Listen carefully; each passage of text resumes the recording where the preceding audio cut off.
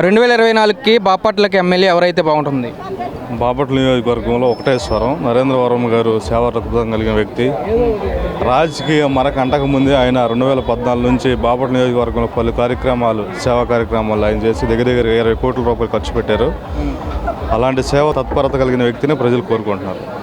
అయితే ఎంత మెజారిటీతో గెలిపించుకుంటారంటారు ప్రజలు బాపట్లలో? లాస్ట్ ఇయర్ వైసీపీకి వచ్చిన మెజార్టీ ఈసారి రివర్స్ అవుతుంది. లాస్ట్ ఇయర్ 16,000 కోట్ల మెజార్టీ వచ్చింది వైసీపీకి. అదే మెజార్టీ ఈసారి నరేంద్ర వర్మ గారికి వస్తుంది. నరేంద్ర వర్మే గెలవాలని ఎందుకు అనుకుంటున్నారు? నరేంద్ర వర్మే గెలవాలని ఎందుకు అనుకున్నారంటే ఆయన చెప్పినట్టు ఆయన సేవా దృక్పథం ఉంది. దగ్గరగా ఫౌండేషన్ ద్వారా ఒక 20 కోట్ల రూపాయలు ఆయన రాజకీయంలో రాకముందే ఖర్చు పెట్టాడు. ఆయన ఎమ్మెల్యేగా అయితే ప్రభుత్వ నిధులతో ప్రజలకు ఇంకా మరింత మంచి చేసే అవకాశం ఉంది. ప్రస్తుత ఎమ్మెల్యే బాపట్లలో ఓరియంటేషన్ తప్పితే పల్లెటూరులో ఒక్క రాయి కూడా ఆయన చేసిన అభివృద్ధి అనేది ఎక్కడా లేదు.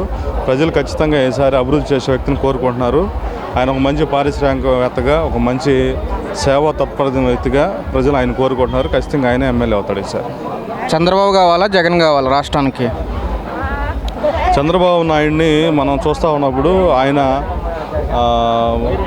వెల్ఫేరు, దాని తర్వాత డెవలప్మెంట్ రెండు సమాన దృష్టి చూసే వ్యక్తి. కాబట్టి ఇలాంటి రాష్ట్రానికి ఇప్పుడు చాలా లోటు బడ్జెట్ ఉన్న రాష్ట్రానికి చంద్రబాబు నాయుడు లాంటి వాడు వస్తే రకరకాల కంపెనీస్ వస్తాయి, ఉద్యోగాలు వస్తాయి, ఎకానమీ డెవలప్ అవుతుంది. కాబట్టి చంద్రబాబు నాయుడిని ప్రజలు కోరుకుంటున్నారు.